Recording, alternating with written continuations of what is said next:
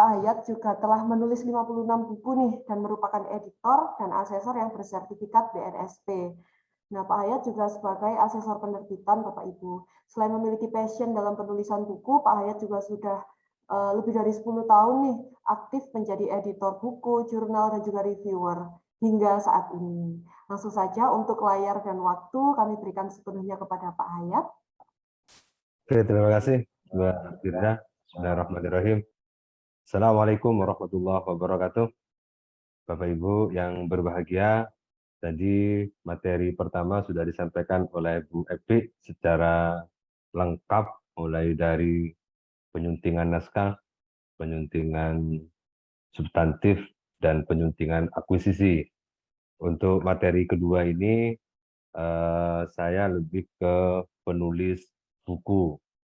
Jadi Bapak Ibu, ada memang beberapa kompetensi yang harus dimiliki oleh seorang penulis. Jadi penulis buku itu harus memahami secara komprehensif tentang apa saja yang perlu dipahami sebelum Bapak Ibu menulis buku, sehingga bukunya nanti bisa menghasilkan sebuah buku yang berkualitas. Bapak Ibu, semoga masih semangat di sesi kedua. Saya berharap sampai di sesi 3 Bapak Ibu bisa mengikuti dengan baik di masing-masing sesinya. Izin saya share screen karena waktunya sangat sedikit sekali. Semoga ini juga cukup untuk materi saya. Ada sekitar 70-an slide. Semoga nanti bisa sampai kepada konten yang diharapkan. Bapak Ibu yang berbahagia, saya ingin memulai dengan ini, bahwa apa sih sebenarnya alasan sehingga kita ini harus menulis, terutama bagi Bapak Ibu dosen ya. Saya selalu menyampaikan bahwa ilmu pengetahuan yang kita pelajari itu sesungguhnya karena ada yang menuliskannya. Maka Bapak Ibu, kalau kita sudah nulis, paling tidak kita sudah berkontribusi dalam merawat peradaban ilmu pengetahuan itu. Karena pengetahuan itu akan hilang begitu saja kalau kita tidak mengikatnya dengan cara menuliskannya. Kita akan semakin tua, pikiran-pikiran kita akan semakin terlupakan, dan gagasan-gagasan kita mungkin sedikit banyak akan hilang di telan zamannya. Oleh karena itu, Bapak Ibu, masih banyak kesempatan, masih banyak peluang, Bapak Ibu banyak potensi untuk bisa menghasilkan sebuah karya-karya terbaiknya dengan cara mengikat ilmu pengetahuan tadi dengan cara menuliskannya. Seringkali saya sampaikan bahwa menulis itu sebenarnya mudah, Bapak Ibu. Tergantung dari komitmen dan konsistensi kita dalam melahirkan karya-karya terbaik itu.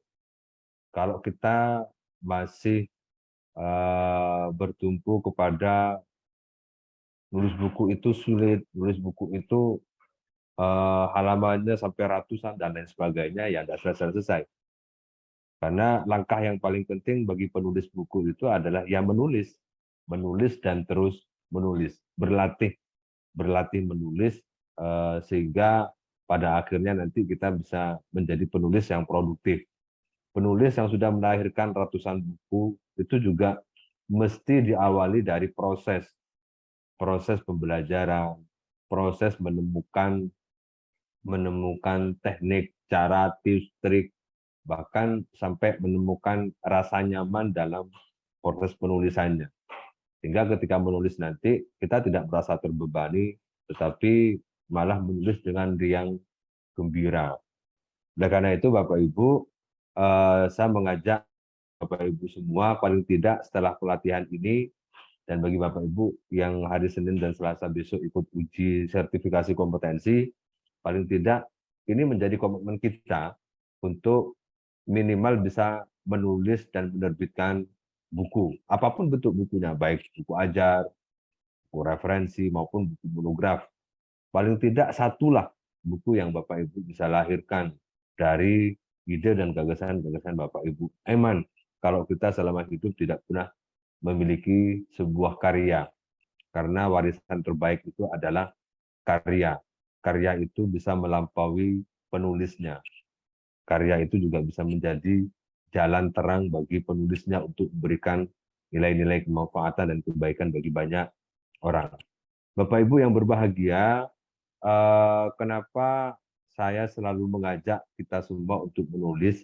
Karena dalam menulis itu Bapak Ibu mesti ada kebaikan dan kemanfaatan serta keberkahan. Kita tidak pernah tahu amalan apa yang akan diterima oleh Tuhan. Paling tidak ketika kita sudah menulis buku, karya kita itu menjadi bukti bahwa kita pernah melahirkan karya-karya yang mungkin akan memberikan perubahan yang lebih baik bagi banyak orang. Oleh karena itu, Bapak Ibu, juga sering kali saya pesankan bahwa setiap apa yang kita ucap itu lebih banyak dilupakan. Tetapi apa yang kita tulis, insya Allah lebih banyak diingat. Karena kita lupa, kita bisa baca lagi. Tapi setiap apa yang kita sampaikan, apa yang kita ceramahkan, apa yang kita ucapkan, itu lebih banyak dilupakan. Mungkin kalau kegiatan pelatihan ini tidak kita rekod, paling tidak 80% sudah banyak dilupakan setelah acara ini selesai. Tapi ini ada rekodnya, kemudian kalau Bapak Ibu bisa membuat coretan-coretan penting di catatan Bapak Ibu, itu juga lebih bagus, sehingga mengingatnya lebih mudah. Bapak Ibu, dalam menulis itu memang harus ada nilai-nilai motivasi yang kita bangun. Sehingga proses penulisan kita itu tidak berhenti di tengah jalan.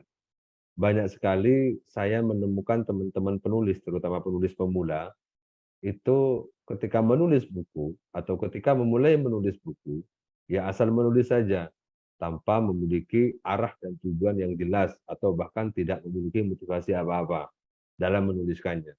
Maka tak jarang berhenti di tengah jalan, dapat satu paragraf, dapat satu bab, dapat satu halaman, sudah buntu dan lain sebagainya.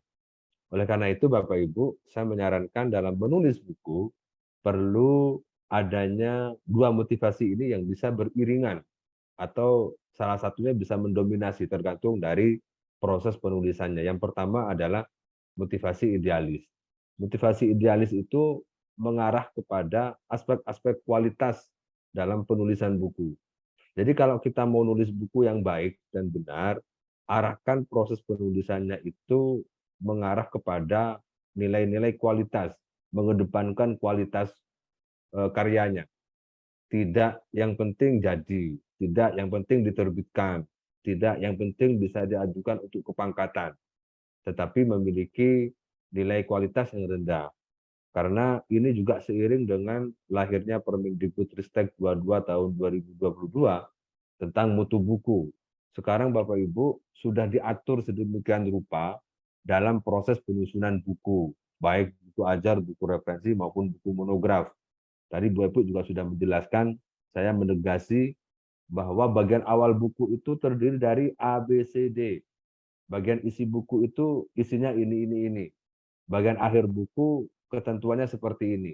Itu dalam rangka untuk menjamin kualitas dari sebuah buku. Oleh karena itu, motivasi idealis ini bisa Bapak Ibu bangun dalam proses penulisannya. Sehingga ketika proses menulis buku, tetap harus mengedepankan prinsip-prinsip kualitas dari konten buku itu sendiri. Jadi jangan asal comot, jangan asal kutip, jangan asal copy paste misalnya, kemudian diberikan nama penulisnya dan diterbitkan. Itu banyak sekali. Kemudian yang kedua Bapak Ibu, ada namanya motivasi pragmatis. Motivasi pragmatis ini ya berkaitan dengan royalti, dengan KUM, dengan apresiasi misalnya penghargaan, penghormatan dan lain sebagainya. Juga boleh. Tidak bisa juga dihilangkan. Misalnya Bapak Ibu yang mau ngajukan kepangkatan, nulis buku ya untuk kepangkatan ya tidak apa-apa juga. Tetapi tetap harus memperhatikan aspek-aspek kualitasnya. Tidak hanya sekedar terbit kemudian diajukan kepangkatannya, setelah kepangkatannya selesai, kepangkatannya turun, kemudian berhenti menulis. Ini akan sangat disayangkan. Jadi dua motivasi ini Bapak Ibu bisa dijadikan sebagai modal kita untuk bisa berkarya lebih produktif. Kalau sudah lahir satu buku, paling tidak bisa melahirkan buku kedua, buku ketiga, dan buku seterusnya. Dengan cara kita tetap merawat motivasi motivasi dalam proses penulisan buku. Kemudian Bapak Ibu, ini juga seringkali banyak saya temukan dalam proses penulisan buku itu, kita seringkali mengalami kesulitan yang tidak ada ujungnya. Pak, nulis buku itu susah, nulis buku itu sulit, nulis buku itu lama dan panjang waktunya, prosesnya juga lama, penerbitannya juga lama, nanti ya kalau sudah selesai diterbitkan kemudian bagaimana pemasarannya dan lain sebagainya. Alasan-alasan itu kemudian menjadikan kita tidak produktif. Kalau kita meyakini bahwasanya apa yang kita tulis itu mesti ada pembacanya, insya Allah kita tidak pernah berhenti untuk menulis buku. Bapak Ibu, kalau Bapak Ibu mau nulis buku, pastikan yang pertama nulis dengan apa yang kita kuasai, apa yang kita pahami, sesuai dengan bidang ilmu kita, sesuai dengan bidang kompetensi kita. Tadi Bu Epi juga sudah menyinggung, termasuk seorang editor, terutama editor substantif, kalau mau mengedit atau menyunting substansi buku di luar bidang keilmuan kita, paling tidak kita memiliki pengetahuan dalam naskah buku itu sendiri, apalagi penulis. Maka kalau Bapak Ibu nulis buku, menulislah sesuatu yang Bapak Ibu kuasai. Bapak Ibu bidang ilmu biologi, ya sudah, berarti nulis bidang ilmu biologi. Bapak Ibu di pendidikan, nulis tentang pendidikan. Bapak Ibu di fisika, nulis tentang fisika. Sehingga nulis itu tidak merasa terbebani. Kenapa? Karena apa yang kita tuangkan, ide dan gagasan itu memang sesuatu yang sudah kita dalami, sesuatu yang kita pahami, sesuatu yang sudah kita ketahui, pengetahuan kita sendiri, kompetensi kita sendiri, bidang ilmu kita sendiri. Enggak nulis itu ya enjoy saja, menikmati prosesnya dan lain sebagainya. Bayangkan kalau Bapak Ibu misalnya nulis dengan bentuk tulisan yang di luar bidang ilmu Bapak Ibu, mungkin bisa selesai tapi hasilnya tidak maksimal, bisa dangkal. Bapak Ibu hanya tahu kulitnya saja yang ditulis, nanti paling enggak ya kisaran kisaran covernya saja, tidak sampai ke substansinya. Kemudian Bapak Ibu nulis buku itu juga yang ringan dan mudah-mudah saja, atau syukur-syukur yang Bapak Ibu kuasai di luar kepala, itu lebih mudah, lebih enjoy, lebih bisa menikmati. Sehingga nulis buku itu bisa asik. Kita tidak merasa memiliki beban yang berat ketika Bapak Ibu nulis buku. Karena ini juga banyak saya temui. Ketika sudah masanya untuk naik jabatan fungsional, bingung dan gopoh karyanya.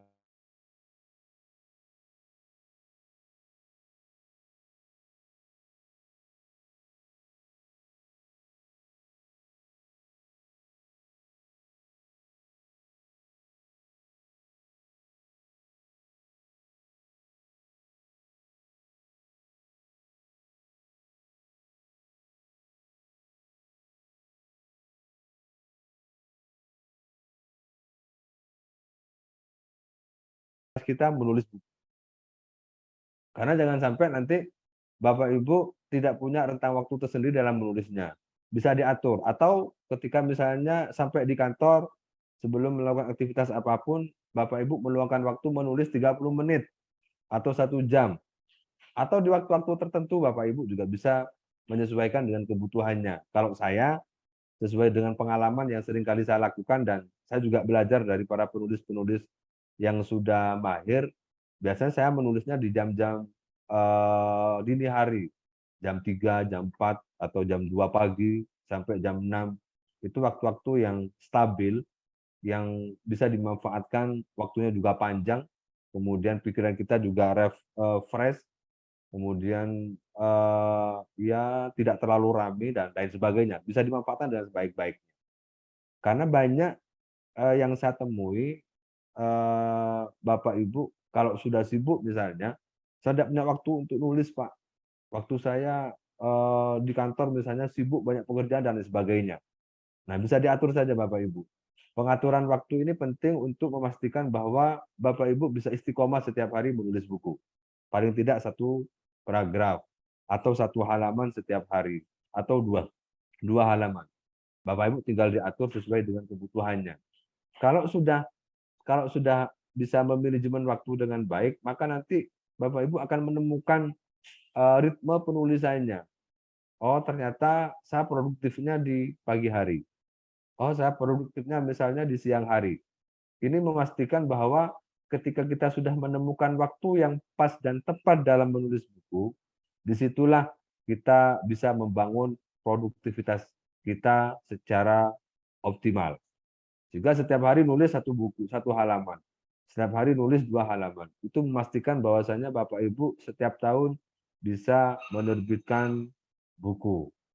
Oleh karena itu Bapak Ibu, eh, kalau kita masih punya waktu untuk rekreasi atau refreshing, maka saya yakin Bapak Ibu juga punya waktu untuk menulis buku, walaupun di waktu-waktu pendek atau waktu-waktu sebentar di setiap harinya. Yang penting diistiqomahkan dalam menulisnya. Kemudian tempat juga sama Bapak Ibu. Jadi nulis buku itu tidak terbatas oleh ruang dan waktu. Dimanapun kalau kita sudah merasa aman dan nyaman menulis buku, menulislah. Di kantor, di rumah, di tempat-tempat tertentu, di perpustakaan. Kalau ada waktu yang bisa disiapkan, kemudian Bapak Ibu merasa aman dan nyaman menulis, menulis saja. Yang penting tempat itu Bapak Ibu bisa mengeksplor ide dan gagasan Bapak Ibu dalam bentuk tulisan. Sehingga waktu dan tempat itu menjadi kunci agar kita bisa produktif menulis buku. Mungkin kita punya banyak ide dan gagasan. Mungkin kita punya banyak potensi untuk bisa membuat buku. Mungkin bahan-bahan yang ada di rak buku kita mungkin banyak sekali untuk ditulis menjadi buku. Tapi kalau Bapak Ibu tidak menyempatkan waktu dengan baik, Bapak Ibu tidak menempatkan ruang dengan baik dalam untuk menulis, maka tulisan itu tidak akan pernah selesai. Tulisan itu tidak akan pernah direalisasikan dengan baik. Banyak kolega-kolega saya misalnya bahannya banyak menumpuk, kemudian contoh misalnya hasil-hasil penelitian, hasil-hasil pembelajaran, bahan-bahan ajar, bentuk selandia, kemudian bentuk makalah-makalah, itu kan bisa diolah menjadi buku. Kalau Bapak Ibu tidak meluangkan waktu dengan baik, maka itu ya tidak akan pernah menjadi sebuah karya buku. Pastikan bisa dimanfaatkan dengan sebaik-baiknya. Bapak Ibu yang berbahagia, kemudian anatomi buku. Saya ingin menegasi dari apa yang disampaikan oleh Bu Epi. Jadi anatomi buku itu juga wajib dipahami oleh penulis, selain editor dan pengelola penerbitan. Jadi seorang penulis buku wajib mengetahui tentang anatomi bukunya. Apa saja anatomi buku itu? Yang pertama adalah bagian awal.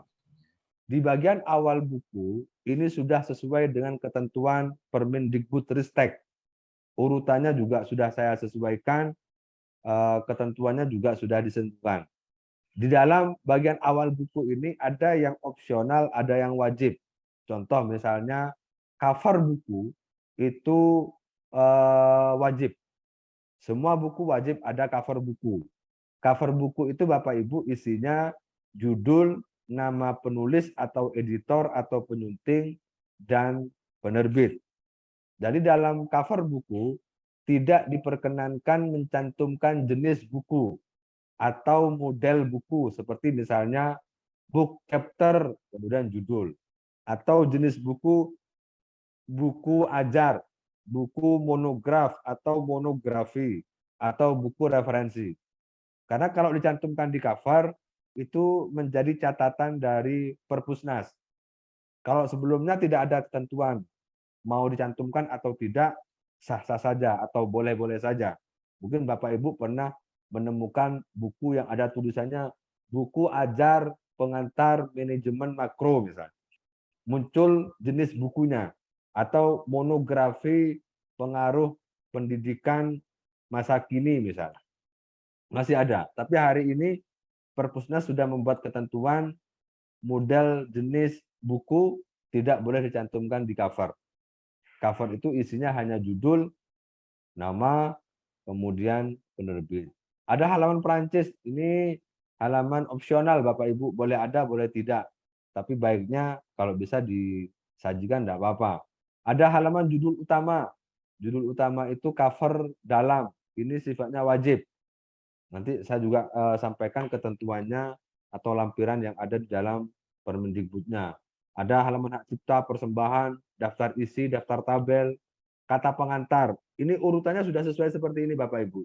Jadi kalau Bapak Ibu nulis buku, kemudian mau dikirim kepada penerbit, maka pastikan bagian awal bukunya itu sudah sesuai dengan urutan.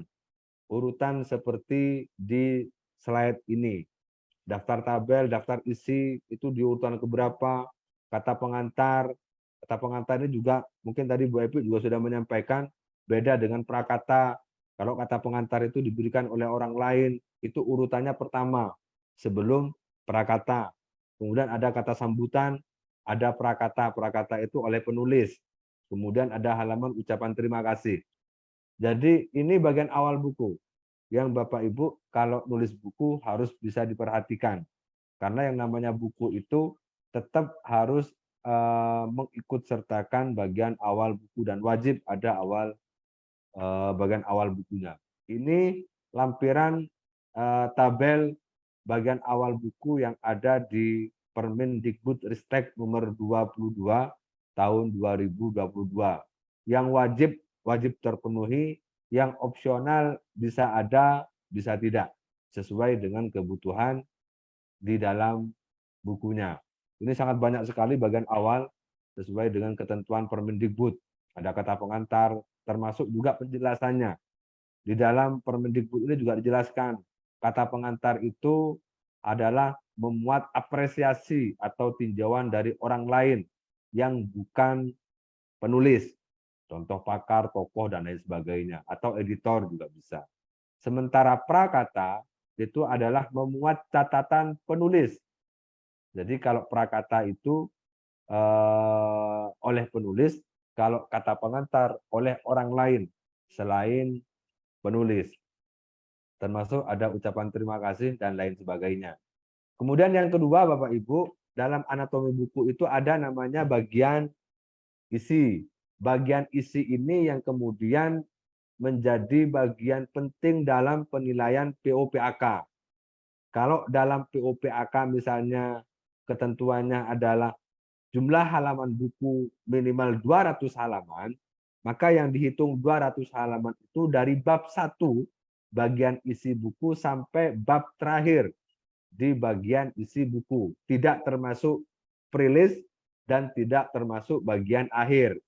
Karena yang dihitung adalah jumlah halaman bagian isi buku dari bab 1, sub bab 1, sub bab 2, bab 2, sub bab 1 dan lain sebagainya. Itu bagian isi buku Bapak Ibu.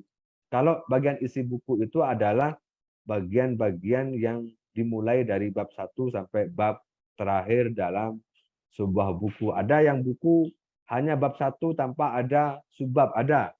Ada buku yang ditulis dengan bab kemudian subbab. Ada buku yang ditulis dengan bab, subbab, sub-subbab. Bahkan kepada sub-subbab yang lebih kecil. Sesuaikan dengan urutannya. Memang Bapak Ibu, buku itu, naskah buku itu berbeda dengan naskah artikel. Kalau naskah artikel kan jelas template-nya udah jelas, gaya selingkungnya jelas. Kalau buku memang gaya selingkungnya itu mengacu kepada ketentuan umum dalam penerbitan buku. Contoh misalnya penulisan bab. Bab 1 apakah menggunakan satu Arab atau menggunakan satu Romawi.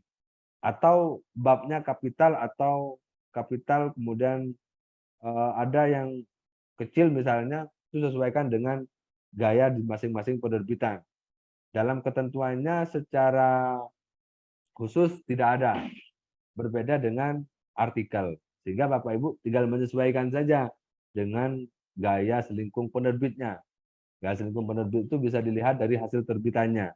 Karena rata-rata penerbit itu konsisten dan istiqomah dalam menerbitkan buku. Baik dari format bukunya, dari fontnya, termasuk dari penulisan bab, subbab, dan sub-subbabnya.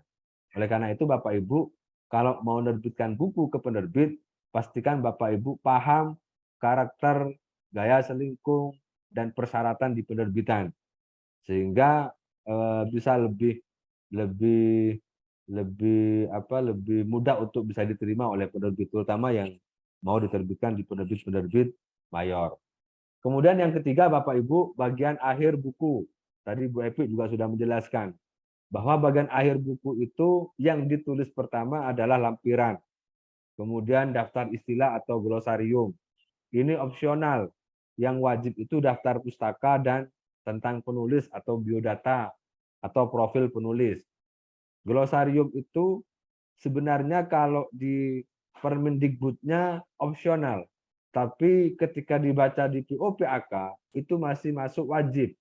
Jadi kalau Bapak Ibu yang nulis buku kemudian diajukan untuk kepangkatan, maka saya menyarankan untuk menyertakan daftar glosarium dan indeks, karena di ketentuan POPAK masih mewajibkan untuk menyertakan glosarium dan indeks. Lagian glosarium dan indeks ini Bapak Ibu sangat penting bagi pembaca untuk memahami konten naskah bukunya secara lengkap, secara jelas. Karena di glosarium itu disampaikan beserta penjelasannya. Daftar istilah asing, daftar istilah baru, atau kata atau kalimat yang mungkin perlu untuk diberikan penjelasan di glosarium. Sehingga ketika pembaca membaca satu kalimat atau satu kata di naskah buku, dan kata atau kalimat itu asing, atau kalimat-kalimat ilmiah, maka penulis pembaca itu tinggal baca di glosarium. Kira-kira penjelasannya apa, pengertiannya apa. Jadi pembaca itu tidak perlu repot-repot buka kamus ketika ketemu dengan kalimat atau kata asing dalam buku kita. Nah, ini memudahkan pembaca. Karena prinsip dalam buku itu adalah bagaimana pembaca itu paham secara keseluruhan dari buku yang kita tulis. Mulai dari paragraf pertama sampai paragraf terakhir. Itu tujuan dari buku dibuat. Jadi bukan hanya sekedar untuk publikasi, tetapi bagaimana pembaca itu memahami secara komprehensif dari isi buku kita. Maka penting untuk dibuat glosarium atau daftar istilah beserta penjelasannya. Kemudian daftar pustaka, indeks juga sama. Indeks ini sebagai keyword dalam buku kita. Kata atau istilah yang baru, kalimat baru, atau daftar istilah-istilah ilmiah itu perlu untuk ditelusuri. Ketika misalnya ada pembaca yang ingin menemukan kalimat A, istilah baru, atau kalimat ilmiah misalnya, atau kalimat asing, atau bentuk-bentuk lain yang perlu dijelaskan sebagai keyword dari buku, maka bisa disampaikan. Indeks itu isinya kata atau kalimat yang kemudian disertakan dengan halaman. Ketika misalnya saya membaca buku pengen mencari tentang pendidikan karakter, kira-kira ada di halaman berapa, maka tinggal lari ke indeks saja, halaman yang menunjukkan kata kalimat pendidikan karakter itu di halaman berapa saja. Ada di halaman 10, ada di halaman 50, ada di halaman 100. Sehingga pembaca itu tinggal melihat di indeks, tidak mencari satu-satu di dalam bukunya. Tapi tinggal dicek di indeks kira-kira pendidikan karakter ini ada di halaman berapa saja. Atau yang menjelaskan tentang pendidikan karakter ini berada di halaman yang berapa. Sehingga bisa langsung ditelusuri.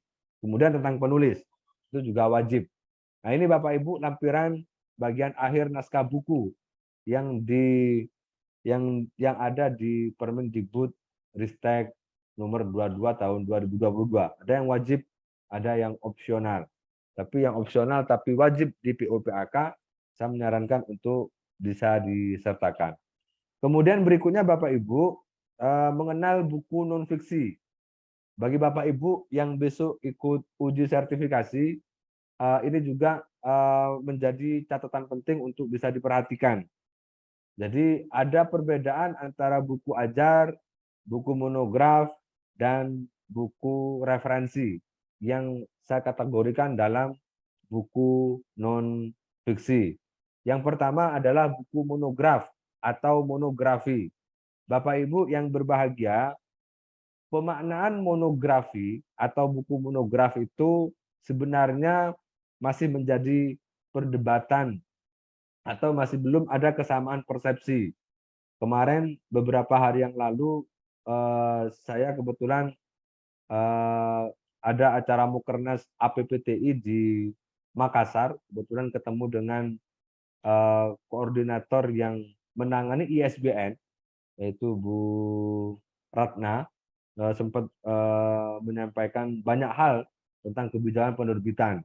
Jadi Bapak Ibu, kalau Bapak Ibu nulis buku monograf, mohon bisa diperhatikan penyajiannya, terutama sistematikanya. Nanti saya sajikan dalam slide berikutnya. Mohon perhatikan banyak hal yang harus diketahui oleh penulis. Karena saat ini pengusulan ISBN itu melalui review di Perpusnas.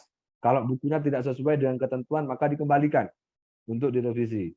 Kalau bukunya tidak memenuhi syarat untuk mendapatkan ISBN, maka dikembalikan. Tidak mendapatkan ISBN. Dan banyak hal lainnya. Oleh karena itu, Bapak Ibu, dalam proses penyusunan buku itu, kita harus betul-betul paham tentang teknis dan substansi dalam buku itu sendiri. Kita juga harus bisa membedakan mana buku ajar, buku monograf, dan buku referensi, termasuk hal-hal apa saja yang tidak perlu disajikan dalam buku dan hal apa saja yang perlu disajikan dalam buku. Itu harus diketahui oleh penulis. Karena kalau sudah masuk ke penerbitan, penerbit itu hanya melakukan proses penerbitan saja. Pengajuan ISBN, kemudian dikembalikan lagi kalau perlu direvisi. Kalau sudah selesai, ISBN keluar, dibuat layout-nya, dibuat desain cover-nya. Kalau sudah selesai, kemudian disampaikan kepada penerbit, kepada percetakan untuk dicetak, dan seterusnya. Jadi penerbit itu tidak punya kewenangan untuk mengotak-atik isi naskah, kecuali editor atau penelaah atau reviewer. Jadi Bapak Ibu dalam penjelasan POPAK 2019 termasuk yang suplemen bahwa monograf itu adalah karya atau suatu tulisan ilmiah dalam bentuk buku bisa ber-ISSN, bisa ber-ISBN. Jadi Bapak Ibu yang punya buku monograf itu bisa di-ISSN-kan, bisa di-ISBN-kan. Tetapi lumrahnya memang penerbitan buku termasuk buku monograf itu di-ISBN-kan. Kalau ISSN itu lebih melekat kepada jurnal. Tapi kalau ISBN itu lebih melekat kepada buku, termasuk buku monograf. Untuk buku monograf Bapak Ibu lebih kepada membahas satu topik atau satu hal atau satu sub dalam bidang ilmu. Jadi ini yang membedakan yang bisa kita perhatikan dalam membedakan buku monograf dengan buku referensi. Jadi kalau buku monograf itu Bapak Ibu pembahasannya atau judulnya atau topiknya itu adalah satu sub dalam bidang ilmu. Contoh kalau Bapak Ibu pendidikan, maka sub bidang ilmu pendidikan itu apa saja? Model pembelajaran, kemudian peran siswa dalam pemenuhan kualitas pembelajaran dan seterusnya. Itu sub bidang ilmu. Yang kemudian penulisnya sesuai dengan kompetensinya. Topiknya sesuai dengan kompetensi penulisnya. Seperti saya sampaikan tadi di awal. Jadi kalau Bapak Ibu mau nulis buku, monograf, pastikan sesuai dengan kompetensi bidang ilmu Bapak Ibu. Isi dari buku monograf itu Bapak Ibu sama dengan buku referensi. Yang membedakan adalah topiknya atau tema besarnya. Jadi kalau buku monograf isinya adalah sesuai dengan kaidah-kaidah penulisan karya ilmiah. Ada rumusan masalahnya, ada novelty-nya, ada metodologi pemecahan masalahnya, ada teorinya, ada simpulannya, ada daftar pustakanya. Ini yang diatur dalam POPAK. Buku monograf itu Bapak Ibu, AK atau angka kreditnya adalah 20. Satu buku 1 tahun. Masuk ke KUM penelitian. Jadi Bapak Ibu kalau punya buku monograf, nanti KUM-nya 20. Kepatutannya adalah 1 buku 1 tahun. Kemudian bentuk buku monograf itu Bapak Ibu, yang pertama adalah buku monograf itu adalah sebutan lain untuk buku dari laporan penelitian. Maka biasanya kalau buku monograf itu mesti konversinya dari hasil penelitian. Buku monograf jarang sekali dihasilkan dari pemikiran. Karena buku monograf itu membahas bahasanya adalah satu topik bidang ilmu. Buku monograf juga bisa dibuat untuk membedakan terbitan berseri dengan terbitan yang tidak berseri. Buku monograf itu Bapak Ibu terbitan yang tidak boleh berseri. Tidak ada volumenya, tidak ada revisi 1, 2, tidak ada edisi 1, tidak ada edisi revisi dan lain sebagainya. Kalau sudah diterbitkan buku monograf, maka tidak boleh diterbitkan kembali. Karena penerbitannya tunggal, penerbitannya hanya 1 kali terbitan. Karena dianggap tidak relevan kalau kemudian direvisi di terbitan kedua, ketiga, dan seterusnya. Kemudian Bapak Ibu, monograf itu isinya 1 topik atau berbagai topik, berbagai banyak naskah yang kemudian memiliki relevansi yang sama atau memiliki irisan yang sama dengan topik besarnya. Itu boleh. Kalau dalam ketentuannya memang ditulis oleh 1 orang atau 1 penulis yang diakui KUM-nya. Bagaimana misalnya Pak kalau buku monograf saya penulisnya ada 3, maka yang diakui KUM-nya itu penulis pertama. Penulis kedua dan ketiga tetap dihitung sebagai penulis buku, tetapi tidak memiliki KUM. KUM-nya yang diakui adalah penulis pertama.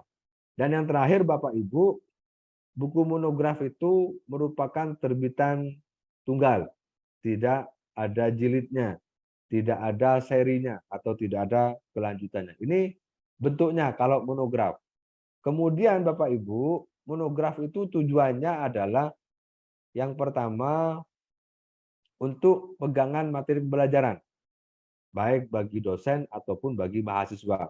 Jadi boleh misalnya buku monograf yang dihasilkan dari laporan penelitian itu menjadi buku pendukung dalam mata kuliah tertentu sesuai dengan kebutuhan di pembelajaran itu sendiri. Juga bisa sebagai buku pegangan mahasiswa, sebagai referensi, sebagai penelitian lebih mendalam juga boleh. Atau sebagai rujukan, atau bisa menjadi buku pendukung dalam pembelajaran. Dan seterusnya. Maka kenapa buku monograf itu Bapak Ibu lebih kepada terbatas. Terbatas itu terbatas pada sub bidang ilmunya. Tidak luas seperti di buku referensi. Buku monograf itu juga tidak banyak beredar di pasaran. Karena memang kajiannya atau bahasanya hanya pada 1 topik pada bidang ilmu. Ciri-cirinya Bapak Ibu, buku monograf itu adalah yang pertama, terbitannya bukan terbitan berseri. Ini ciri-ciri buku monograf. Jadi Bapak Ibu nanti bisa membedakan mana yang buku monograf, mana yang buku referensi. Yang kedua, berisi 1 topik atau beberapa topik. Kemudian isi bukunya sesuai dengan kompetensi penulisnya. Memenuhi kaidah ilmiah atau etika-etika ilmiah. Ditulis oleh 1 orang atau penulis 1 yang diakui untuk mendapatkan KUM. Tebalnya dalam buku monograf itu ketentuannya sesuai dengan format UNESCO adalah 40 halaman sudah bisa dikatakan sebagai buku monograf selama isinya sesuai dengan kaidah-kaidah penulisan buku monograf. Dan ukuran bukunya Bapak Ibu diusahakan bisa menggunakan ukuran yang sudah diatur dalam POPAK, yaitu ukuran 15,5 ini. 15,5 dikali 23,0 cm. Ini ciri-ciri dari buku monograf. Bapak Ibu nanti bisa menyandingkan dengan buku-buku yang lain. Karena masing-masing buku itu memiliki cirinya sendiri-sendiri, sehingga bisa dibedakan. Termasuk reviewer ketika menilai buku, maka ia bisa memastikan dari ciri-ciri bukunya. Oh, kalau buku monograf, terbitannya tanpa berseri. Ukuran bukunya 15,5 kali 23 cm dan lain sebagainya. Kemudian isinya Bapak Ibu, seperti yang disampaikan dalam POPAK tadi, ada novelty-nya, ada metodologinya, ada pembahasannya, ada simpulannya, ada daftar pustakanya, dan lain sebagainya. Ini isi dari monograf. Kemudian Bapak Ibu, monograf itu sebenarnya adalah hasil dari karya tulis ilmiah atau konversi dari laporan penelitian yang ditulis oleh pakar atau ahli di bidangnya. Jadi bentuknya adalah satu topik bidang ilmu. Ini sistematikanya Bapak Ibu, kalau Bapak Ibu nulis buku monograf, yang pertama adalah bagian awal buku, yang kedua bab 1 itu pendahuluan sama dengan isi di laporan penelitian misalnya, tapi dihilangkan rumusan masalahnya, tujuan, dan lain sebagainya. Kemudian yang kedua, deskripsi umum pengembangan dari tinjauan pustaka. Kemudian ada bab 3, deskripsi umum juga sama, pengembangan dari tinjauan pustaka. Bab 4 dan bab 5 ini dari pengembangan hasil dan pembahasan dalam laporan penelitian. Dan yang terakhir, bagian akhir dari buku monograf. Ini Bapak Ibu sekilas dari sistematika buku monograf. Jadi Bapak Ibu, buku monograf itu sekarang sudah tidak boleh sama isinya dengan laporan penelitian. Karena Perpusnas mesti mengembalikan. Kalau sebelumnya kan tidak ada ketentuannya. Ada yang mengatakan buku monograf itu adalah nama lain dari laporan penelitian yang dibentuk formatnya menjadi buku. Tapi hari ini sesuai dengan dinamika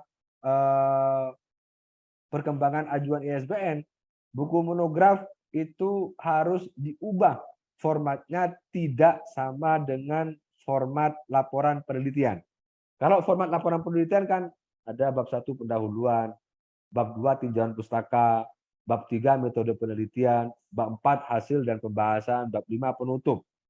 Nah, biasanya Perpusnas minta untuk diubah atau dikonversi ke seperti buku referensi, bentuk sistematikanya. Isinya tetap pada porsi sesuai dengan penjelasan buku monograf, yaitu isinya adalah satu topik bidang ilmu. Dan yang terakhir Bapak Ibu, dalam sistematika buku monograf, bagian akhir buku monograf yang saya sampaikan tadi di dalam anatomi buku. Ini contoh buku Bapak Ibu untuk buku monograf. Kalau yang buku-buku lama biasanya mencantumkan monograf. Ini sudah tidak diperbolehkan. Jadi yang namanya buku monograf itu seperti ini. Ini monograf. Ini sudah tidak diperbolehkan. Jadi cukup judul saja isinya. Rata-rata memang untuk judul buku monograf fokus kepada satu topik bidang ilmunya Bapak Ibu. Contoh ini, penerapan mutu pelayanan dan corporate rebranding. Ini kan fokus kepada satu topik bidang ilmu ekonomi atau ilmu manajemen atau ilmu pemasaran atau tinjauan proses bioremediasi melalui pengujian tanah. Ini kan satu topik bidang ilmu di ilmu tanah misalnya. Ini contoh saja Bapak Ibu. Contoh dari judul-judul buku monograf. Atau seperti ini. Ini yang baru. Kemudian editornya saya. Buku monograf. Sinergitas dalam perencanaan pembangunan daerah. Ini sudah sesuaikan dengan kebutuhan dalam usulan ajuan ISBN. Ini contoh cover saja Bapak Ibu. Kemudian yang kedua, buku ajar. Apa sih buku ajar itu? Buku ajar itu kalau sesuai dengan POPAK merupakan buku pegangan untuk satu mata kuliah. Maka kalau Bapak Ibu nulis buku ajar, bukunya harus sesuai dengan RPS. Karena nalar logikanya berdasarkan kepada alur RPS. Pertemuan 1, materi 1. pertemuan 2, materi 2. Maka penulisannya dan penyusunannya sesuai dengan RPS. Ada yang namanya deskripsi, ada yang namanya ringkasan, ada yang namanya soal atau review dan lain sebagainya. Untuk buku ajar, ini angka kreditnya 20, sama dengan buku monograf. Ketentuannya juga sama, 1 buku dalam 1 tahun kepatutan. Kalau buku ajar, masuknya nanti ke KUM B, pengajaran, bukan ke KUM penelitian. Sehingga Bapak Ibu yang ngajarnya dikit misalnya, bisa didukung dengan menulis buku ajar. Dan saya yakin Bapak Ibu mesti punya mata kuliah setiap pertemuan, yang mana mata kuliah itu mesti ada RPS atau silabus atau bahan-bahan ngajarnya. Nah, kalau nulis buku ajar bisa berangkat dari bahan-bahan itu, dari RPS, dari silabus, dari slide-slide bahan ajar, itu tinggal dikembangkan, dipoles dikit, jadi buku ajar. Karena modalnya sudah ada. Paling enggak Bapak Ibu sudah punya modal 50% lah untuk bisa mewujudkan menjadi buku ajar. Nah, buku ajar itu lebih mudah Bapak Ibu dari buku referensi. Karena bahannya sudah ada dari RPS. Materinya juga sudah ada dari RPS. Bahan ajarnya juga sudah ada.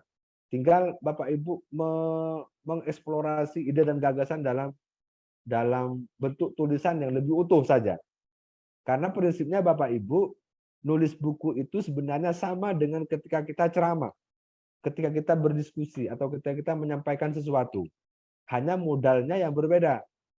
Kalau ceramah misalnya menggunakan lisan, tapi kalau nulis buku menggunakan tangan, pikiran untuk menata atau untuk mengelaborasi kata kalimat dalam sebuah buku. Jadi insya Allah saya yakin Bapak Ibu, kalau Bapak Ibu dosen, Bapak Ibu ngajar, insya Allah Bapak Ibu bisa punya 1 buku ajar. Bayangkan kalau 1 semester ngajar 2 mata kuliah, paling tidak 2 buku bisa dihasilkan. Ini juga akan sangat disayangkan Bapak Ibu, kalau kita setiap ngajar yang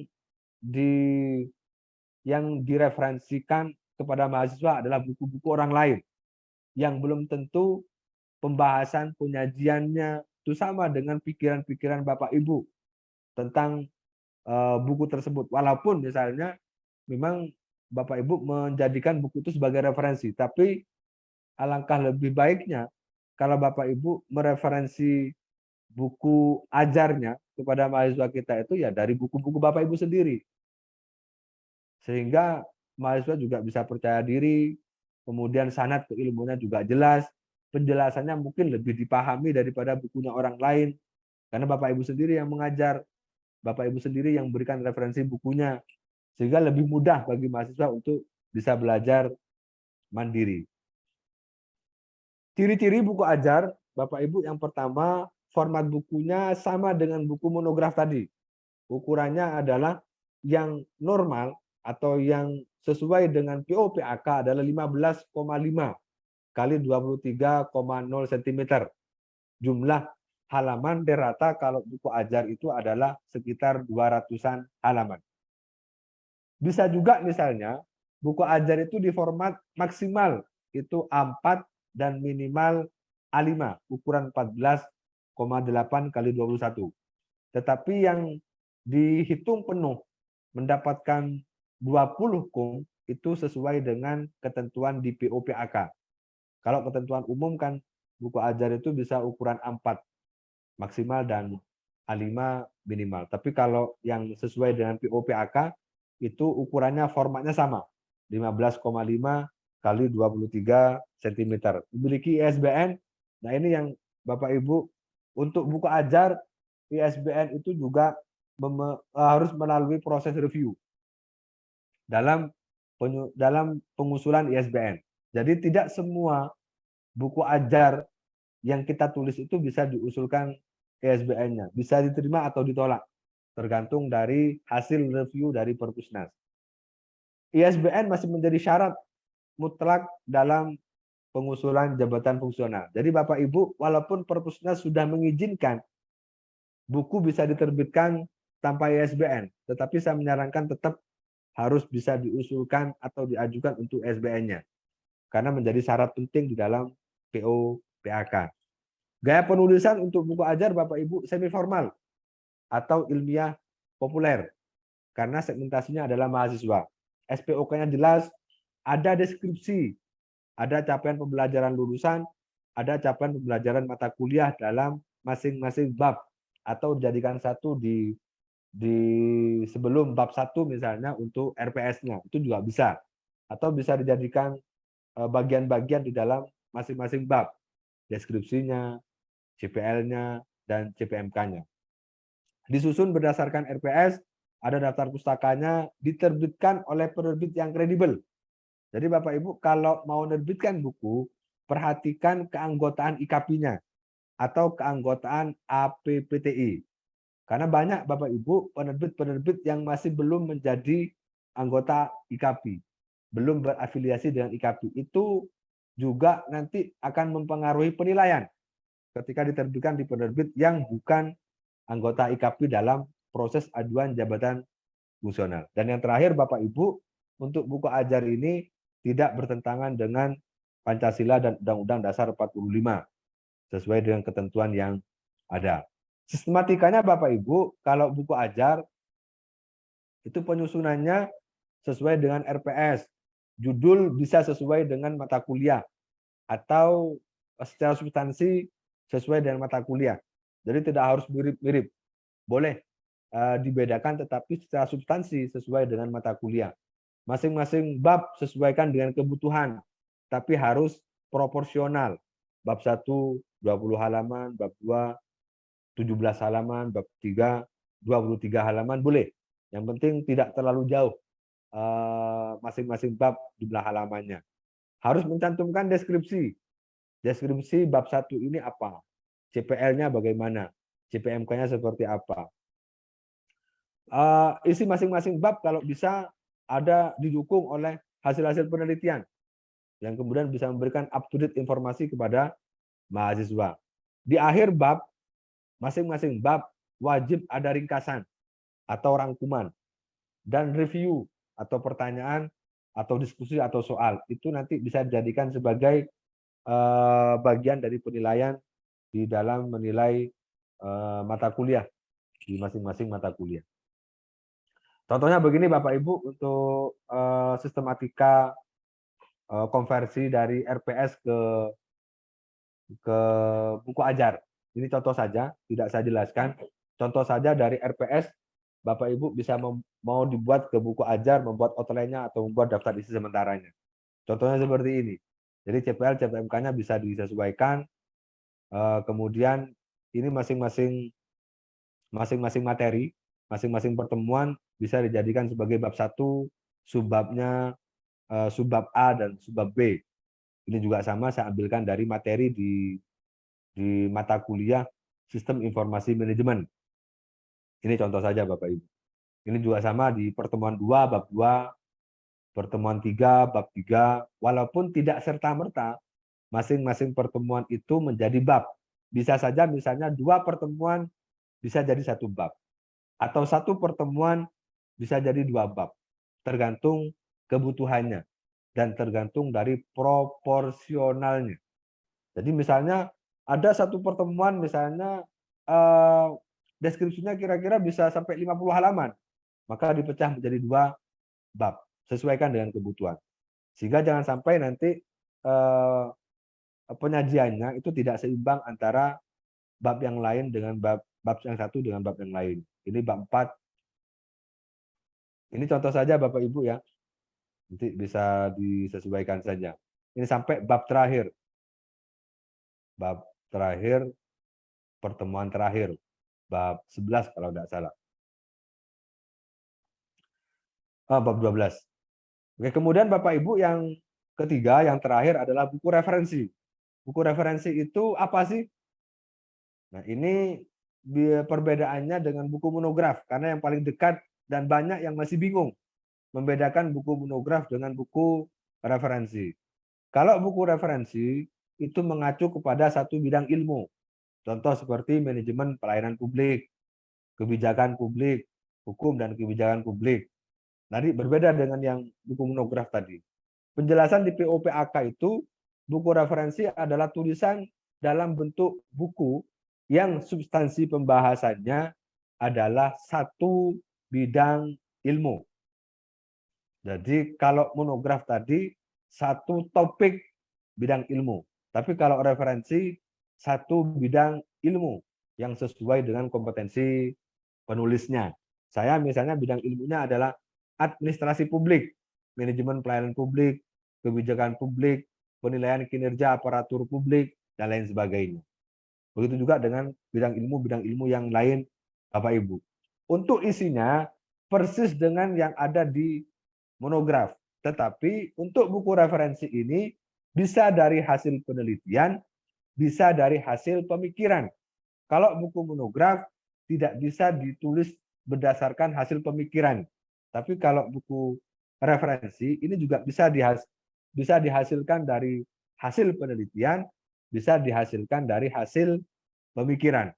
Untuk angka kreditnya Bapak Ibu, buku referensi itu 40 maksimalnya, satu buku 1 tahun. Ini masuk ke bidang penelitian. Jadi Bapak Ibu kalau mau ke guru besar sebenarnya gampang sih. Yang penting punya karya. Karya buku, karya artikel yang dipublikasikan. Kalau syarat khusus wajib dipenuhi. Buku hari ini memang masih menjadi pendukung utama. Tetapi bisa banyak dihasilkan kumnya dari buku. Bisa dibayangkan kalau Bapak Ibu punya buku ajar, punya buku referensi, punya buku monograf. Berarti ada 80 kum per tahun misalnya. Kalau 3 tahun saja, 80 kali 3 berarti 160, 240 kum. Itu sangat memungkinkan untuk bisa menggapai jabatan fungsional guru besar dengan cepat. Yang penting syarat khususnya terpenuhi. Kalau di lektor kepala misalnya, syarat khususnya kan Sita 2. Kalau di guru besar, syarat khususnya misalnya di artikel yang publish di jurnal bereputasi. Nah, untuk yang lainnya bisa didukung dengan buku. Kalau Bapak Ibu punya 10 buku saja, tinggal dihitung saja. Kumnya insya Allah bisa menjadi bagian penguat untuk mencapai jabatan fungsional tertinggi Bapak Ibu. Sehingga kalau kita produktif menulis buku Bapak Ibu, mau menuju ke rektor kepala atau guru besar, insya Allah mudah. Yang penting kita konsisten dalam melahirkan karya-karya terbaik kita. Karena di POPAK juga sudah sangat jelas bahwa yang paling dominan, semakin tinggi ajuan jabatan fungsional, maka yang paling banyak dibutuhkan adalah di publikasinya. Baik di buku monograf maupun buku referensi dan artikel-artikel yang dipublikasikan. Untuk buku referensi Bapak Ibu, ciri-cirinya secara umum, format bukunya 15,5 kali 23 cm, ketebalannya minimal paling tidak standar 200 halaman. Memiliki ISBN, hampir sama. Gaya format itu penulisannya karena untuk masyarakat umum, maka penyajiannya juga berdasarkan kebutuhan masyarakat umum. SPOK-nya jelas, daftar pustakanya ada dan diterbitkan oleh penerbit yang kredibel atau yang anggota IKP untuk memenuhi penilaian angka kredit misalnya 40 nilai maksimal.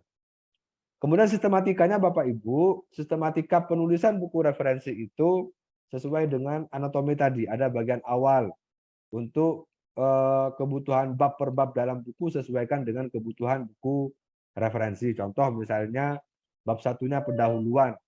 Kalau misalnya ini dari hasil penelitian, kemudian bab 2-nya deskripsi umum. Hampir sama dengan monograf. Ada deskripsi umum, ada deskripsi khusus. Tapi kalau buku referensi, penyajiannya berdasarkan bidang ilmu, satu bidang ilmu.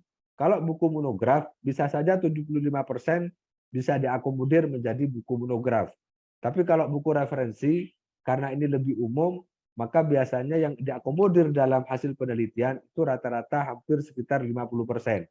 Sisanya ada penambahan, ada intervensi dari penulis untuk menambahkan teori, menambahkan hasil-hasil riset terbaru atau data-data terbaru.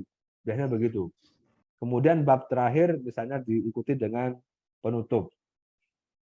Ini tipsnya Bapak Ibu, kalau Bapak Ibu mau konversi buku referensi dari laporan penelitian, tipsnya seperti ini. Bab 1 tetap pendahuluan dengan menghilangkan rumusan masalah, tujuan, manfaat, dan lain sebagainya. Kemudian bab 2 dan bab 3 itu bisa diambilkan dari teori-teori yang ada di daftar yang ada di tinjauan pustaka. Bab 4, 5, dan 6 itu bisa diambilkan dari hasil penelitian dan pembahasan. Kalau misalnya rumusan masalahnya ada 3, maka bisa dipecah menjadi 3. Kalau teorinya ada 2, bisa pecah menjadi dua bab. Kalau rumusan masalahnya ada 3, karena hasil penelitian dan pembahasan itu menjawab rumusan masalah, maka Bapak Ibu bisa pecah menjadi 3 bab. Sehingga sudah 6 bab. Kemudian diikuti oleh penutup. Nah, konversi hasil penelitian itu Bapak Ibu sebenarnya juga mudah dan gampang. Karena bahan bakunya sudah ada. Secara isi sudah ada di laporan penelitian. Tinggal dikonversikan saja, diubah saja ke dalam format buku. Untuk cara konversinya bisa dilakukan seperti tips ini. Bab 1 tetap di pendahuluan, bab 2, 3 diambilkan dari konsep atau teori, bab 4, 5, 6 diambilkan dipecah dari hasil penelitian dan pembahasan. Dan bab terakhir adalah penutup. Tentu ada intervensi dari penulis untuk menambahkan maupun mengurangi secara substansi dari isi buku dalam laporan penelitian. Kemudian Bapak Ibu, tips dan triknya, karena waktunya sangat singkat ya, kita sampai jam 12, saya percepat saja. Tips dan trik menulis buku, ini yang sering kali saya lakukan Bapak Ibu. Kalau Bapak Ibu mau nulis buku, bisa melakukan langkah-langkah atau dengan melakukan 3 jurus ini. Yang pertama, gunakan gaya bahasa sendiri kita untuk menuangkan ide dan gagasannya. Bapak Ibu kalau nulis buku, biasanya kalau saya nulis buku itu saya menuangkan ide dan gagasan saya dulu. Saya menonjolkan aspek originalitas pikiran-pikiran saya. Saya tulis dulu sampai masing-masing bab, saya tulis dulu sesuai dengan pengetahuan saya, sesuai dengan bahan referensi yang sudah saya baca, sesuai dengan pengalaman-pengalaman saya, dan seterusnya.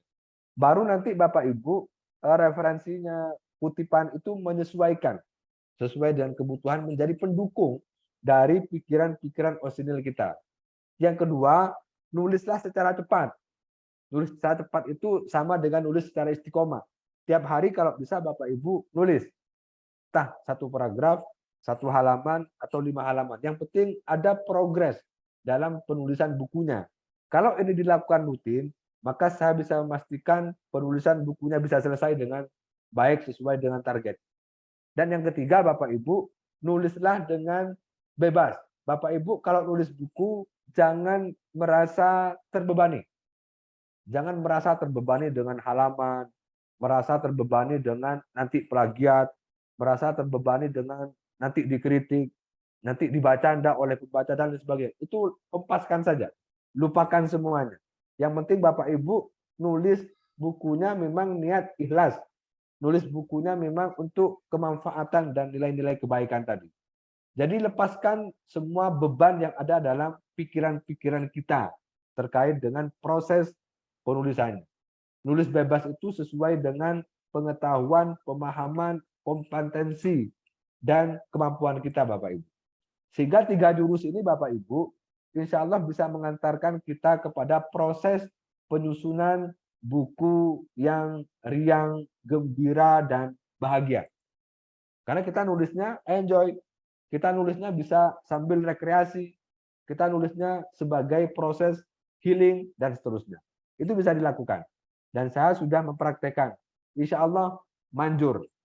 Setelah pelatihan ini, saya berharap Bapak Ibu tidak lagi memiliki pikiran-pikiran negatif. Oh, nulis buku itu susah. Itu dihilangkan. Saya berharap Bapak Ibu sudah memiliki pikiran positif bahwa nulis buku itu mudah. Nulis buku itu ternyata gampang. Insya Allah tahun 2022 akhir, saya menerbitkan buku judulnya Ternyata Menulis Buku Itu Mudah. Dan semua pengalaman-pengalaman saya sajikan dalam buku itu. Insya Allah Desember nanti akan diterbitkan. Semoga bisa segera selesai. dan bisa didistribusikan dalam kegiatan-kegiatan saya. Karena masih banyak sampai sekarang Bapak Ibu yang berpikir bahwa nulis itu sulit, nulis itu susah. Padahal kalau kita membiasakan diri setiap hari nulis, misalnya nulis buku itu mudah, nulis buku itu ringan. Kemudian Bapak Ibu, kaidahnya dalam penulisan buku non fiksi itu ada yang namanya pra-menulis, ada yang namanya proses menulis, dan ada yang namanya pasca menulis. Ini tidak saya jelaskan, nanti bisa dilanjutkan dengan diskusi ya. Saya kembalikan ke moderator, sehingga nanti untuk yang kaidah penulisan buku non fiksi, ini materinya nanti bisa dikasihkan kepada peserta, sehingga nanti Bapak Ibu bisa membaca dari slide ini. Tapi sekilas saya jelaskan bahwa dalam proses penyusunan buku itu Bapak Ibu ada proses yang harus dilakukan. Ada pra menulis, ada proses menulis, ada pasca menulis. Pra menulis ini rata-rata memang berkaitan dengan persiapan. Kita harus membuat judulnya dulu, kemudian kita harus membuat outline dulu, kemudian kita harus bisa memastikan bahwa buku kita ini pembacanya siapa, mahasiswa kah, dosen, atau masyarakat umum. Kemudian pasarnya kira-kira diterima enggak buku ini. Jadi kalau Bapak Ibu nulis bukunya menarik, unik, bagus, memiliki aspek-aspek kemanfaatan dan kebaikan, saya yakin pasarnya bisa menerima. Oleh karena itu sebelum nulis buku, pastikan pembacanya siapa dan pasarnya bagaimana. Ini sangat penting. Termasuk referensinya harus lengkap. Jangan nulis buku sambil mencari referensi. Pastikan referensi-referensi yang akan disajikan dalam buku itu sudah Bapak Ibu siapkan semuanya. Baik yang berupa file atau yang berupa cetak atau data-data lain, data-data penelitian sudah tersaji dengan bagus. Sehingga nanti ketika sudah proses penulisan, Bapak Ibu tinggal melakukan proses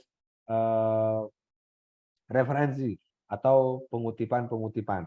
Ini juga perlu diperhatikan Bapak Ibu, dalam menulis buku, pastikan masing-masing alinea itu berisi satu pokok pikiran.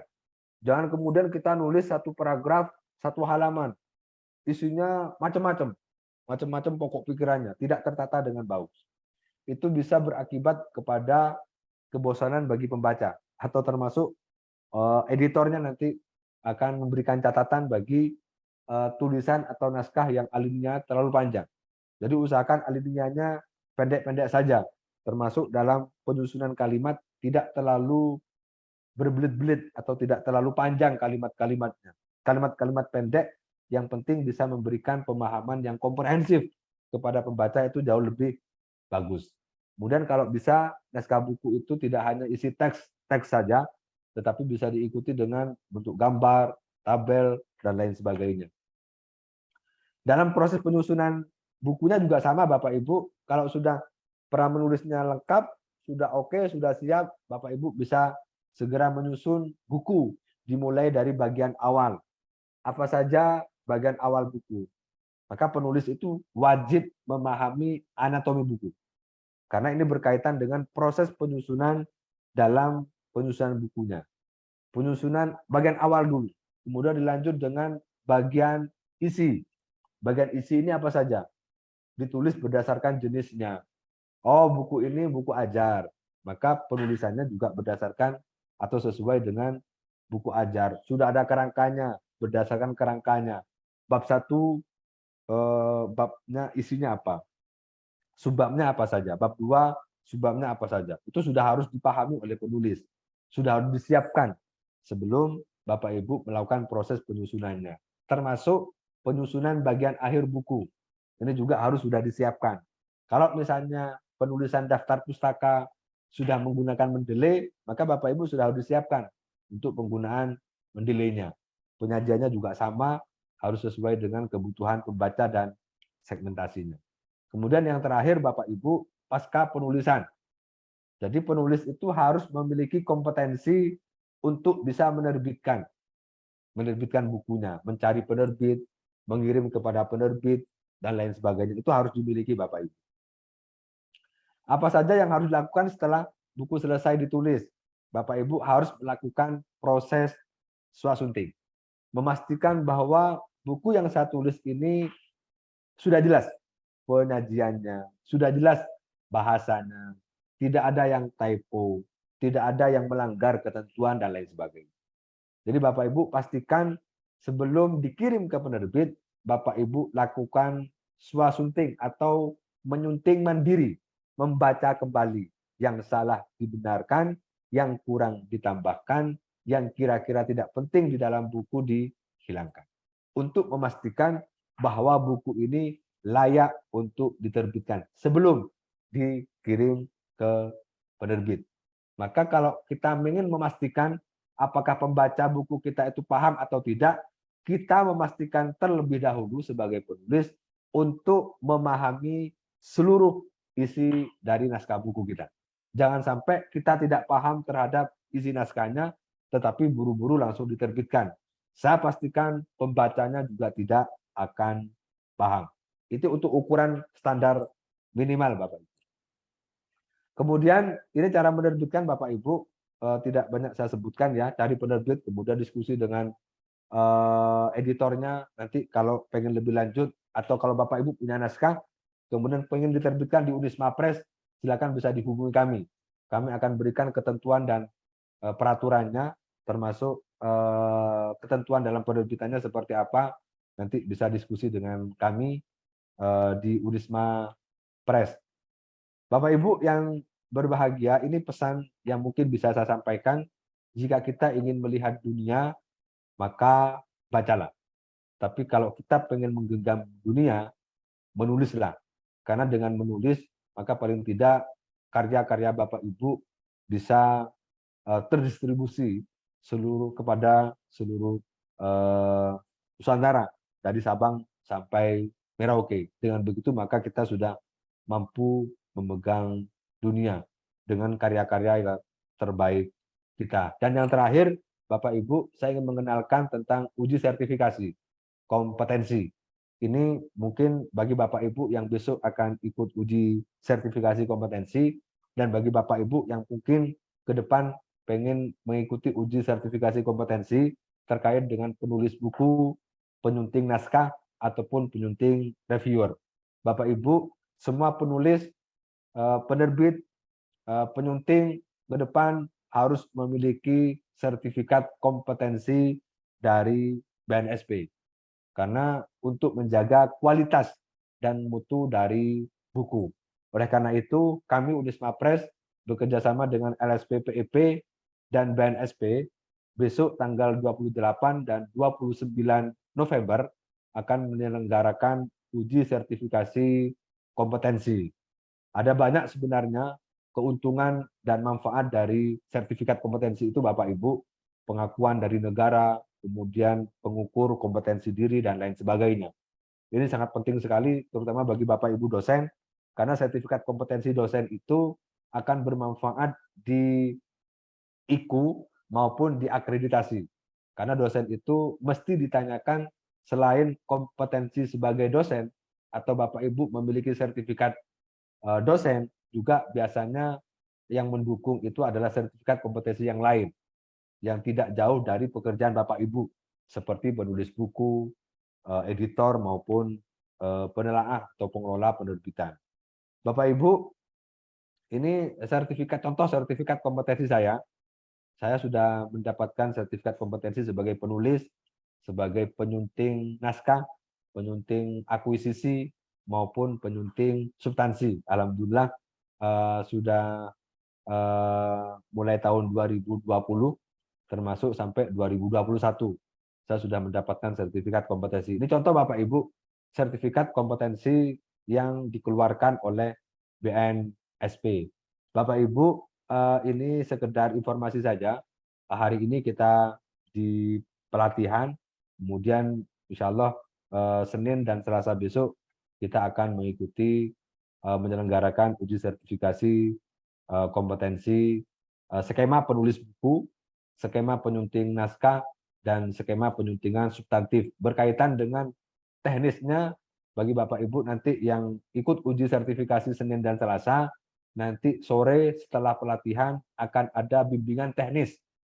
Akan disampaikan secara detail secara teknis pelaksanaannya bagaimana, sistemnya seperti apa saja tips dan triknya dan lain sebagainya. Sekilas saya akan menyampaikan Bapak Ibu terkait dengan penulis buku yang mungkin nanti yang memberikan BIMTEK nanti adalah Bu Epi, mungkin akan dijelaskan. Sedikit saya akan menjelaskan bagi Bapak Ibu yang ikut skema penulis buku non fiksi, mungkin perlu diperhatikan aspek aspek kompetensinya. Jadi ini Bapak Ibu yang nanti menjadi atau yang diujikan. Yang pertama Bapak Ibu harus bisa menentukan ide kepenulisan. Kemudian bisa menetapkan sumber acuan, atau Bapak Ibu kalau nulis buku itu harus sudah punya kompetensi menyusun referensinya seperti apa, atau menetapkan sumber acuannya bagaimana, termasuk menentukan pola penulisan bukunya. Ini masuk buku monograf, masuk buku referensi, atau buku ajar. Kemudian menentukan bagian awal, menyusun bagian isi, harus punya kompetensi itu. Termasuk menyusun bagian akhir, harus bisa merevisi naskah atau mengedit naskah secara mandiri, secara swasembada. Dan yang terakhir, Bapak Ibu harus memiliki kompetensi menerbitkan naskah buku. Bagaimana cara mencari penerbit, bagaimana menentukan atau mengirim naskah kepada penerbit, dan lain sebagainya. Kira-kira itu Bapak Ibu untuk awal di penulisan buku non fiksi. Semoga bisa menjadi modal bagi Bapak Ibu yang mau ikut uji sertifikasi kompetensi maupun yang belum mendaftar di kegiatan tahun ini. Semoga di tahun depan Bapak Ibu semua bisa mendaftar untuk mengikuti uji sertifikasi kompetensi yang insya Allah sangat bermanfaat bagi kita semua, baik secara pribadi maupun secara kelembagaan. Terima kasih. Itu dari saya. Ini syarat-syaratnya nanti akan disampaikan oleh Bu Epi ini. Tapi di slide saya sudah saya sampaikan, termasuk proses ujinya ada dua, ada uji kompetensi dan ada uji portofolio. Nanti berkaitan dengan pelaksanaan uji akan disampaikan di ujian di BIMTEK ya Bapak Ibu. Tidak saya sampaikan di sini. Terima kasih, itu dari saya, kurang lebihnya mohon maaf. Assalamualaikum warahmatullahi wabarakatuh. Saya kembalikan. Ya, Waalaikumsalam warahmatullahi wabarakatuh. Terima kasih disampaikan kepada Pak Hayat.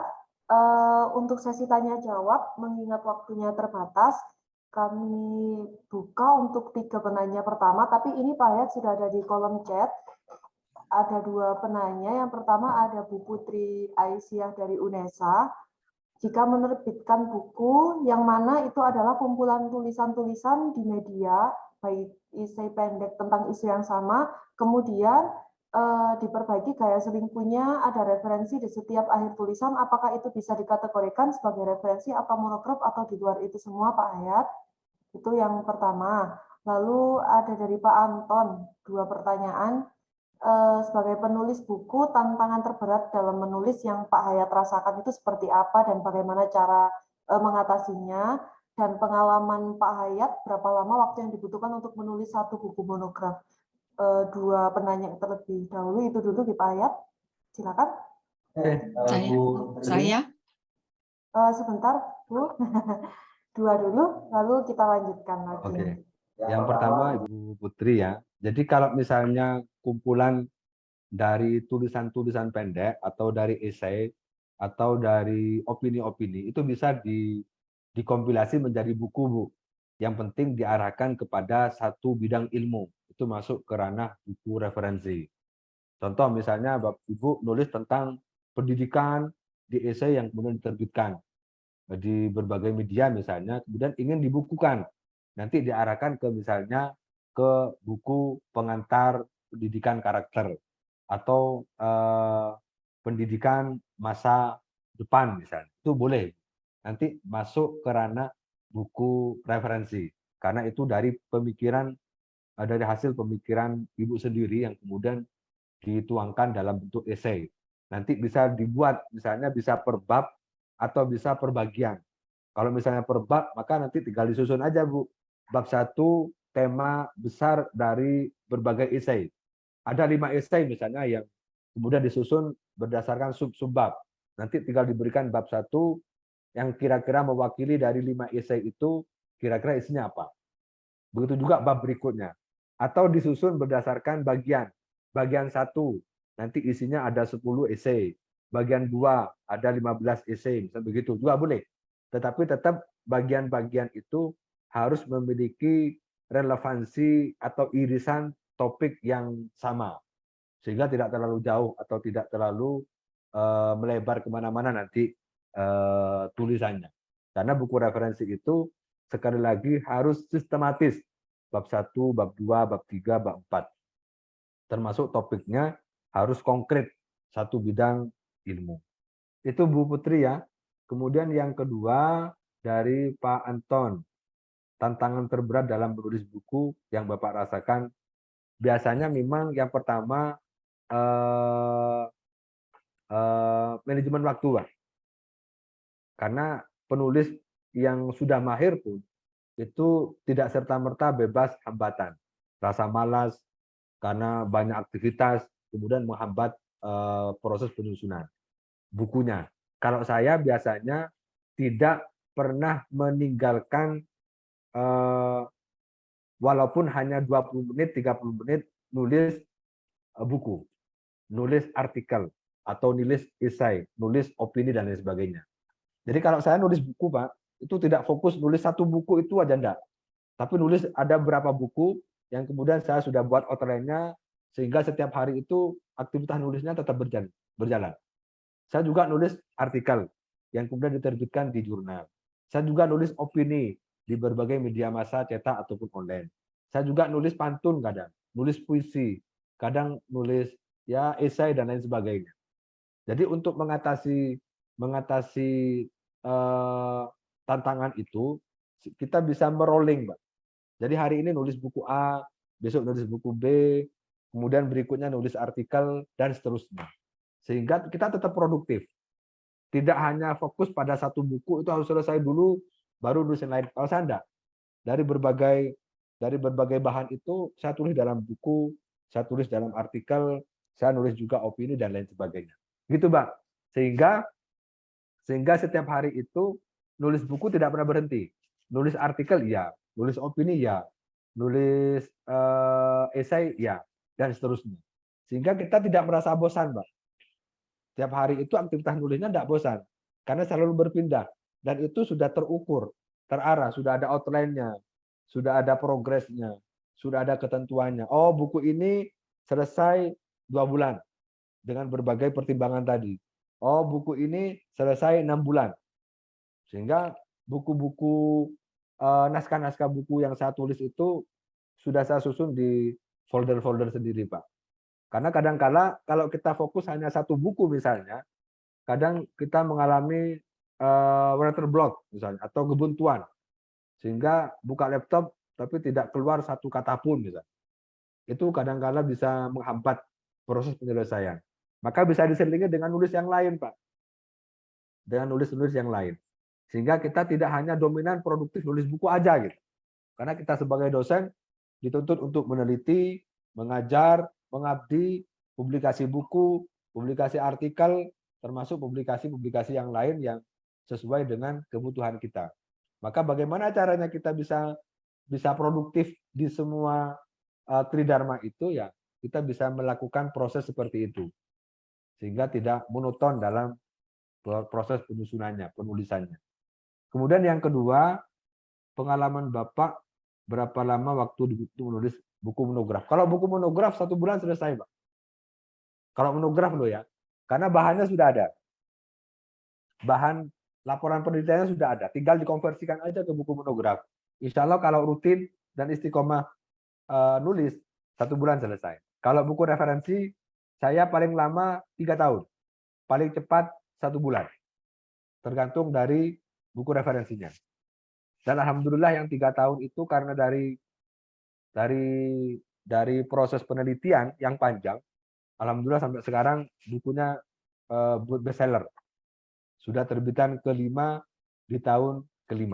Tiap tahun terbit ulang. Kalau buku ajar rata-rata setiap semester biasanya buat buku ajar, Pak. 6 bulan insya Allah selesai. Itu Pak Anton ya, semoga bisa menjawab.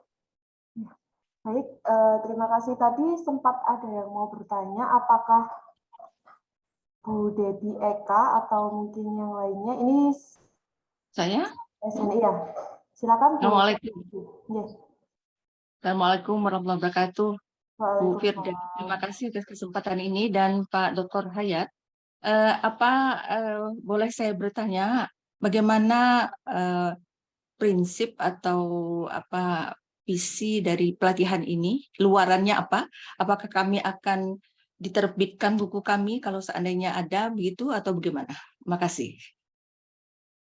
Baik, terima kasih. Silakan Pak Hayat untuk menjawab. Terima kasih Ibu.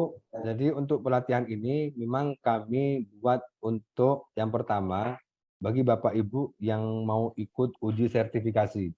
Minimal ada modal pengetahuan. Karena uji sertifikasi itu ada dua. Yang pertama uji kompetensi, yang kedua uji portofolio. Uji kompetensi itu menguji pengetahuan dan menguji skill.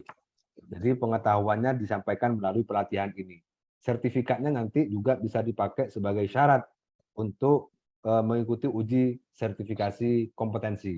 Contoh, misalnya Bapak Ibu mau ikut uji kompetensi penulis buku. Bapak Ibu tidak perlu punya satu buku yang dihasilkan, tetapi cukup dengan punya pengetahuan tentang penulisan buku dengan membuktikan sertifikat pelatihan minimal 18 jam pelajaran, itu sudah bisa dijadikan sebagai syarat untuk ikut uji sertifikasi kompetensi.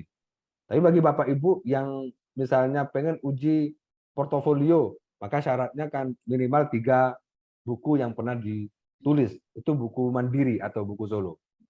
Ya itu Bapak Ibu ya, Ibu Hera ya. Jadi bagi yang ikut uji sertifikasi besok, ini sebagai modal pengetahuan untuk menjawab semua pertanyaan dalam uji. Karena dalam uji itu ada 3 ujinya Bapak Ibu yang untuk uji kompetensi. Yang pertama adalah uji tertulis. Nanti yang uji kompetensi itu ada uji tertulis, kemudian ada uji lisan, ada uji praktik. Jadi Bapak Ibu, kalau yang tertulis ini nanti juga pertanyaannya ada yang bersifat multi choice, kemudian ada yang lisan ini yang seperti esai, penjelasan, ada yang wawancara langsung dengan asesornya. Karena nanti Bapak Ibu untuk pengetahuannya diuji dengan uji lisan dan tulis. Untuk wawancaranya itu nanti menjadi bagian keseluruhan. Karena tidak cukup bagi peserta uji yang ikut uji kompetensi diuji dengan tertulis dan lisan. Perlu uji praktik. Uji praktik ini nanti ada sendiri soalnya yang Bapak Ibu perlu untuk dituliskan misalnya secara langsung. Ada yang terakhir itu wawancara. Wawancara itu memastikan bahwa Bapak Ibu sudah memiliki standar minimal pengetahuan dan skill dalam menulis buku. Sehingga Bapak Ibu yang ikut uji penulis buku, paling tidak materi saya itu sudah menjadi bekal untuk besok mengikuti uji sertifikasi. Yang Bapak Ibu ikut uji sertifikasi penyunting naskah dan penyunting substansi juga sama. Minimal materi dari Bu Epi itu sudah menjawab atau bisa menjadi modal untuk besok ikut uji sertifikasi kompetensi. Karena materi-materi itu sudah disiapkan berdasarkan soal ujian di uji sertifikasi dan kompetensi. Itu Ibu. Untuk terkait dengan apakah bisa enggak peserta ini misalnya mau menerbitkan buku, kami fasilitasi. Insya Allah kami siap. Jadi Bapak Ibu kalau sudah punya naskah, pengen terbitkan di Unisma Press nih misalnya, boleh. Silakan bisa komunikasi dengan kami. Insya Allah kami berikan kualitas terbitan terbaik. Karena kami dalam proses penerbitan Bapak Ibu, kami lebih mengedepankan kualitas konten dan kualitas cetak. Jadi bukunya tidak hanya sekedar cetak. Banyak penerbit-penerbit di luar sana harganya murah, tapi bukunya yang penting cetak. kualitas dari cetakannya juga diragukan. Misalnya dari diterbitkan sebulan sudah lepas semua, misalnya bindingnya dan lain sebagainya. Kami insya Allah tetap menjaga kualitas, baik kualitas terbitan maupun kualitas konten. Kami memfasilitasi, Bu. Silakan nanti bisa komunikasi dengan kami bagi Bapak Ibu yang berniat untuk menerbitkan di penerbitan Unisma Press. Insya Allah kami fasilitasi dan kami layani secara optimal. Itu Bu Hera ya. Semoga bisa menjawab. Baik. Masih ada lagi Bapak Ibu, sertifikat dari pelatihan ini 32 jam pelajaran. Bisa dimanfaatkan sesuai dengan kebutuhan Bapak Ibu. Terutama bagi Bapak Ibu yang tidak punya karya buku atau tidak punya karya yang pernah diedit, itu juga bisa dijadikan sebagai syarat untuk ikut uji sertifikasi kompetensi. Kira-kira itu. Ya, baik, terima kasih. Ini ada satu pertanyaan terakhir, Bapak Ibu, mengingat waktunya sudah memasuki waktu isoma sebenarnya. Jadi ini terakhir Pak Hayat dari Ibu Debbie Eka. Perhitungan kumnya apabila buku ajar hanya 190 halaman untuk bab terakhirnya. Itu seperti apa perhitungan kumnya, Pak? Dan tentang book chapter yang penulisnya banyak itu ya, Pak, itu kebermanfaatannya menurut Pak Hayat seperti apa? Itu dua pertanyaan terakhir sekaligus menutup sesi kedua ini. Silakan Pak Hayat. Oke, kalau buku ajar itu ketentuannya memang sesuai dengan POPAK itu sekitar 200 halaman. Jadi boleh antara rentang 150 sampai 250 halaman. Itu insya Allah sudah bisa mendapatkan nilai kum maksimal yaitu 20 kum. Jadi tetap mendapatkan nilai kum, termasuk misalnya kurang dari 100 pun, kalau itu memenuhi unsur atau ciri-ciri dari buku ajar, maka tetap dinilai oleh reviewer. Tetapi kemungkinan nilainya nanti tidak maksimal 20 kum. Bisa 10 atau bisa 15, sesuai dengan penilaian dari reviewer. Kemudian yang kedua, untuk book chapter memang sangat marak dan ramai beberapa penerbit maupun kelompok-kelompok penulis yang kemudian menulis book chapter. Kalau boleh saya mengatakan, book chapter itu Ibu bisa dikategorikan sebagai buku ilmiah yang kemudian bisa diarahkan ke buku referensi ataupun buku monograf dengan penulisan yang banyak itu. Misalnya 10 orang atau sampai 20 orang. Jadi sebenarnya kalau kita melihat dari aspek kemanfaatannya, selama bukunya misalnya diarahkan ke buku referensi dan memang betul-betul ditulis secara baik dengan memperhatikan aspek idealisnya sebuah buku, maka nilai kemanfaatannya justru lebih besar, Bu. Karena Bapak Ibu misalnya dalam satu rumpun ilmu nulis book chapter satu buku yang kemudian bisa dijadikan sebagai buku referensi, buku pendukung dalam pembelajaran, dijadikan sebagai buku acuan dalam penulisan tugas akhir misalnya. Ini juga bisa, Bu. Jadi bicara kemanfaatan, insya Allah semua buku termasuk book chapter, kalau itu betul-betul ditulis dengan baik, memperhatikan aspek kualitas konten buku, insya Allah kemanfaatannya juga bagus. Baik, bisa diterbitkan oleh penerbit mayor selama memiliki segmentasi pembaca dan pasar yang baik. Jelas misalnya book chapter ini pembacanya mahasiswa, walaupun ditulis secara keroyokan, tapi tujuan dari penulisan book chapter itu untuk mahasiswa, untuk keperluan